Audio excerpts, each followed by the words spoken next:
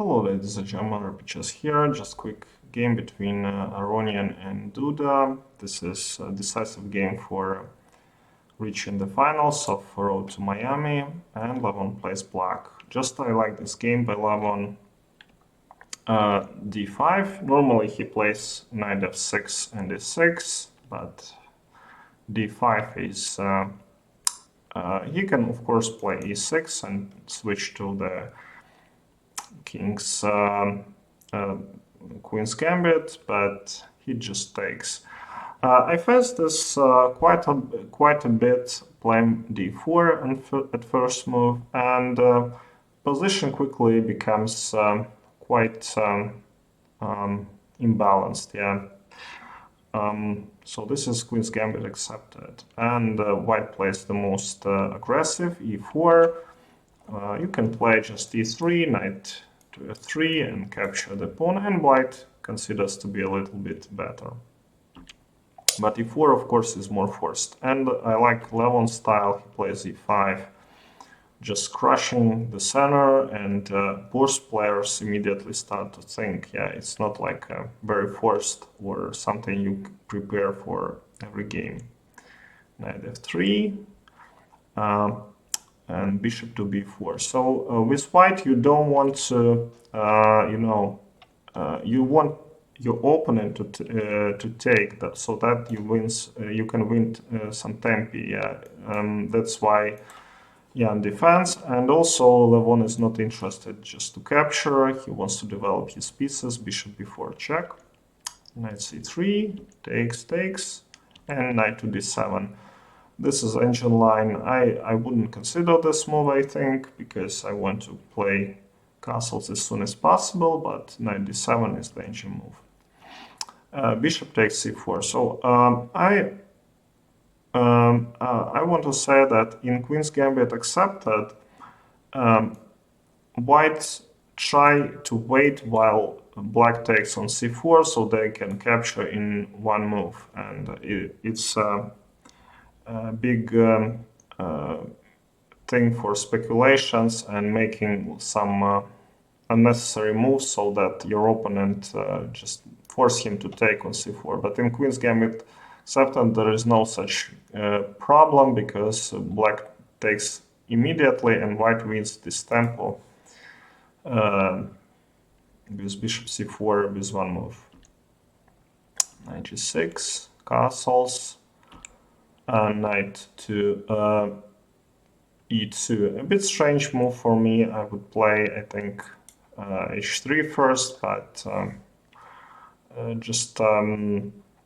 I think white wants to avoid too much pressure on this knight. Saves the bishop, c6, defending d5, so you can jump with queen, and Levon is ready to play the same game. I think white doesn't have a lot. h3, so you can play bishop e3 later and have luft for the king. And f4. This move surprises me. Yeah, probably there was some calculation behind it, but I think it's just a blunder, yeah, because this bishop is not developed and king kind of becomes too open. And Levon uses his skill just excellently. Rook d8 first, taking the very important file. Queen to c2.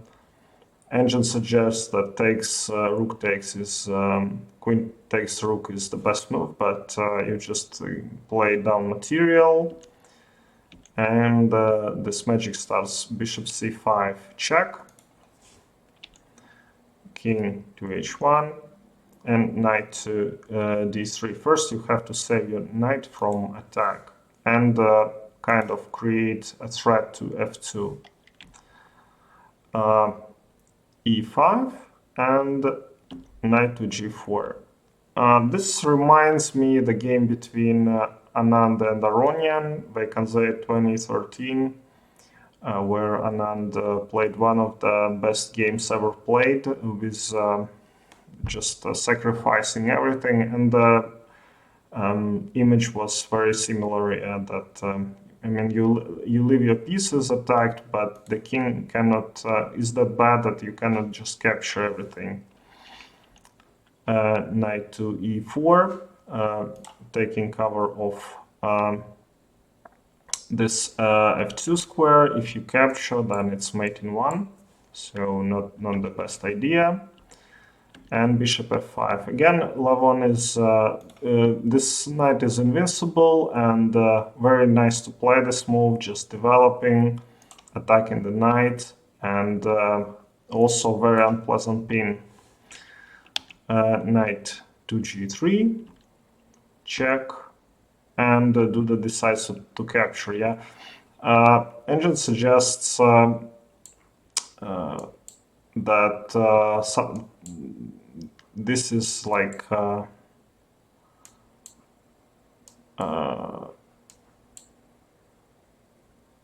this is what white should have played, yeah, down exchange, but I don't see how they can survive this, just material down for nothing. So that's why Duda decided to mix up things, so he gave up the queen. Takes, rook to d3. Again, very important that black continues to attack.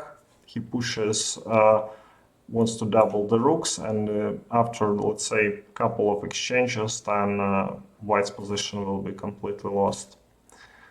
Knight to e4, and very nice move by Lavon f5. So you want to create more, force white to exchange the pieces so that black's advantage grows. So in this case, he takes,